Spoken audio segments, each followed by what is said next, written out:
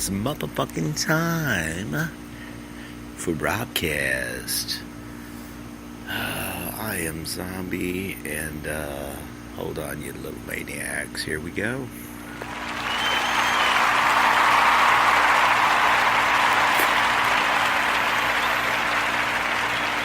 And you might say, why the applause?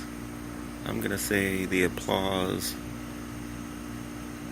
for the Army, for the Navy, for the Air Force, and the Marines for doing what you bad motherfuckers do to keep our country free. Thank you for your service, past, present, and future.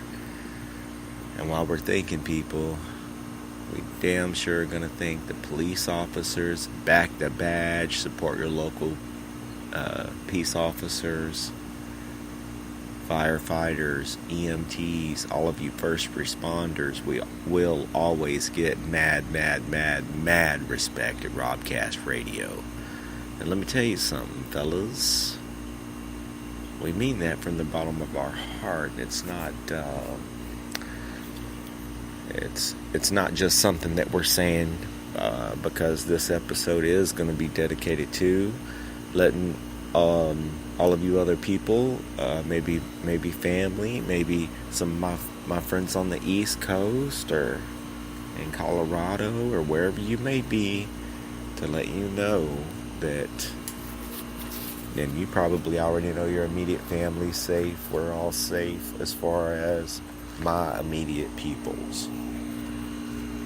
But whenever something like this devastation happens,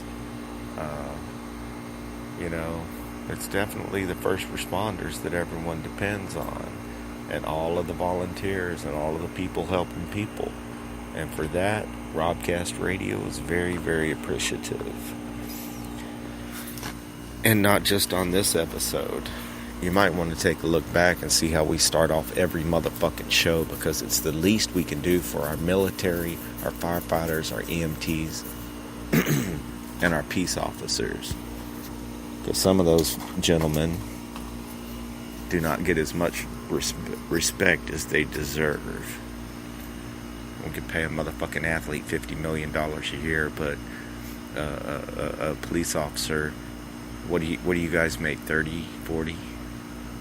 I'm thinking somewhere around in there. I'm not trying to insult anyone, but I think probably if you get up there, you can probably get up to 60, 70, 100.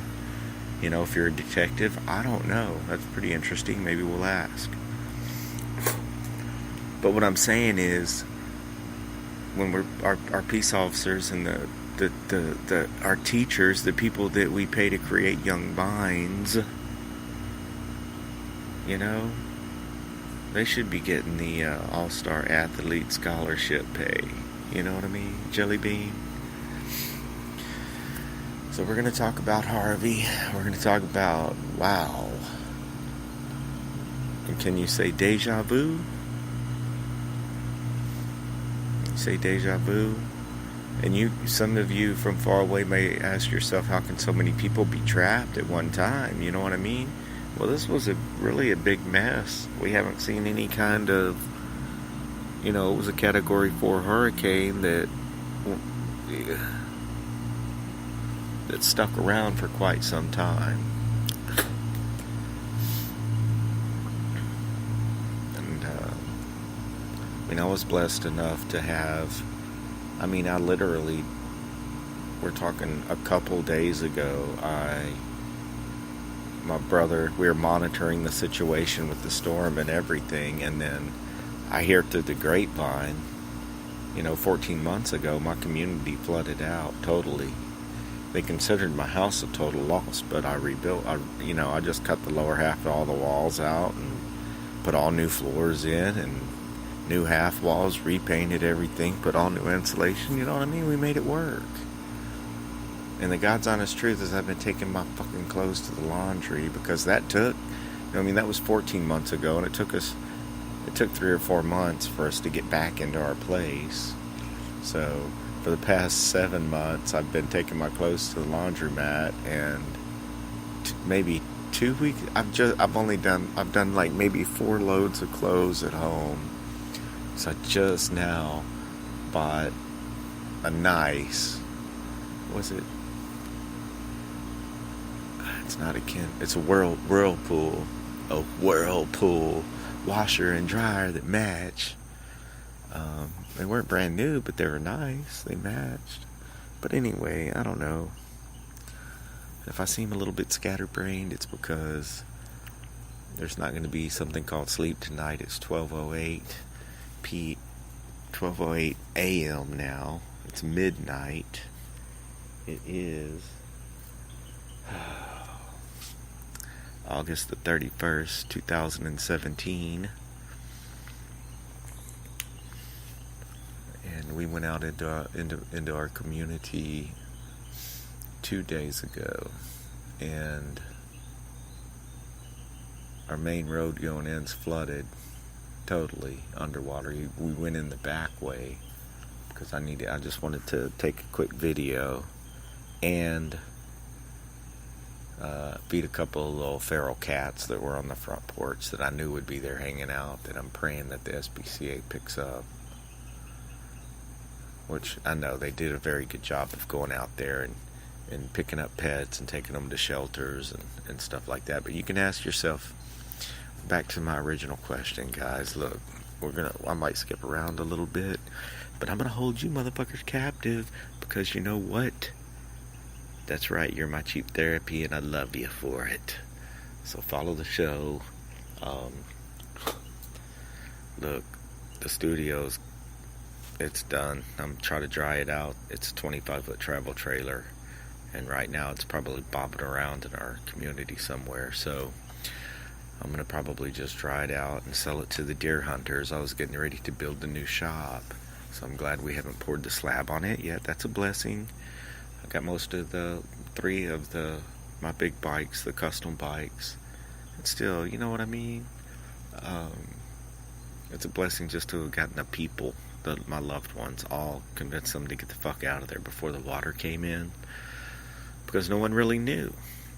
And some of these things I've gotten very frustrated about, and I've taken it upon myself to take the initiative to help provide for my community, even if it is only information that people need from each other. You know, keeping people connected with the sources and the information they need at a time like this is vital. And whenever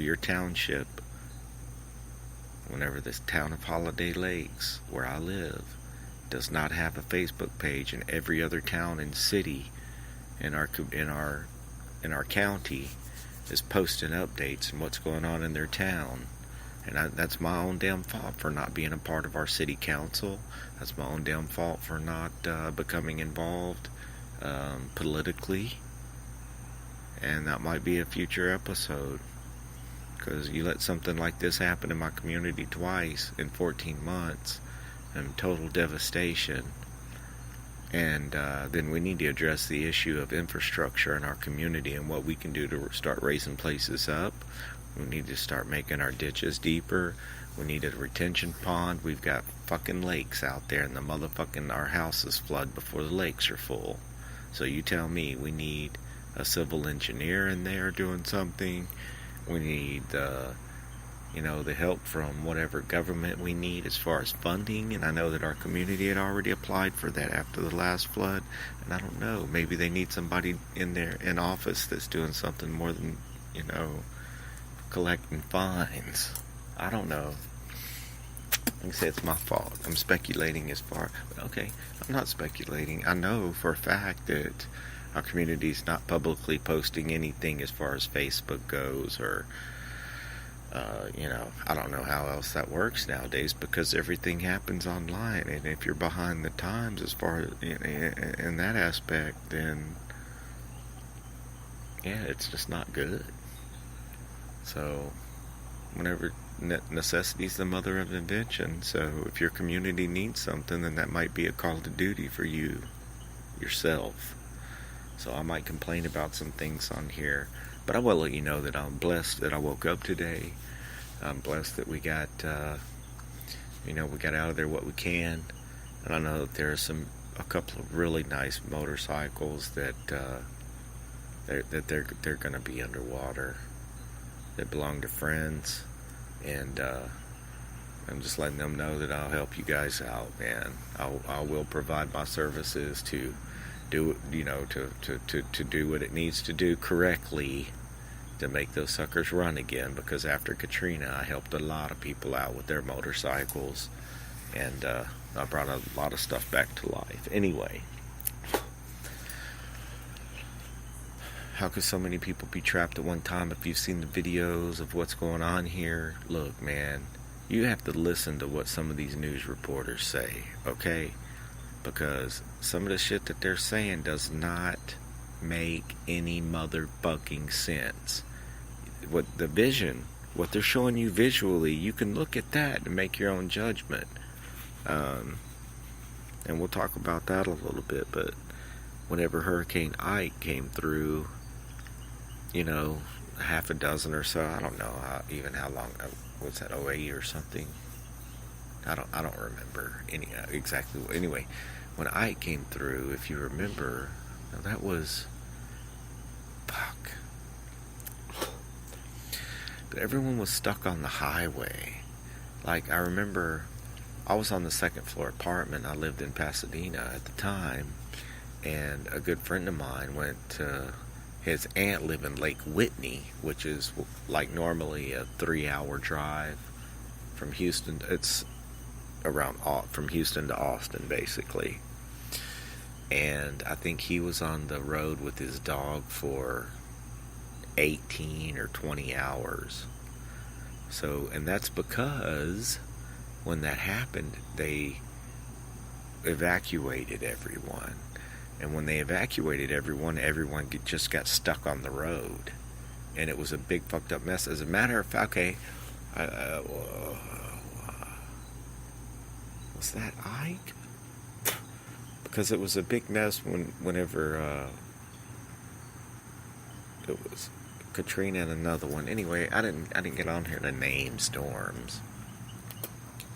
I'm just saying that's why it's so hard, to determine, how are you going to evacuate millions of people? I mean, you get to turn every freeway all one way.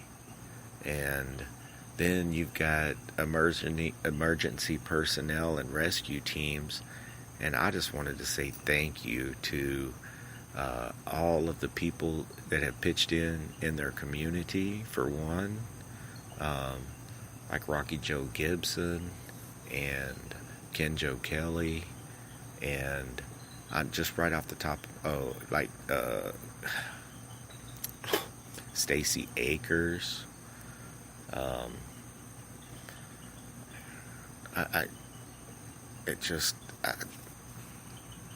Right off the top of my head, I just, people like that really reach out and try to help their community any way that they can.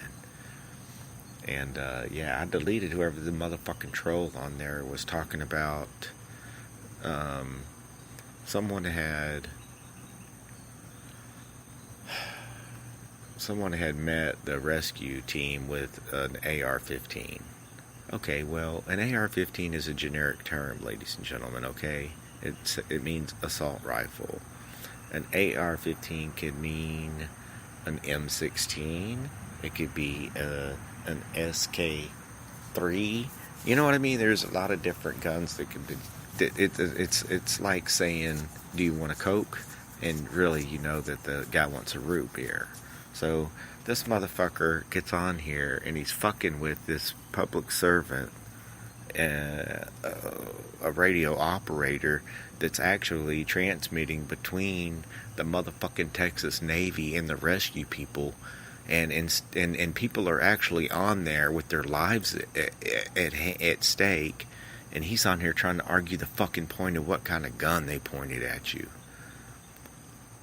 And these are people that are trying to rescue people. They're not in there trying to loot your house. They're not in there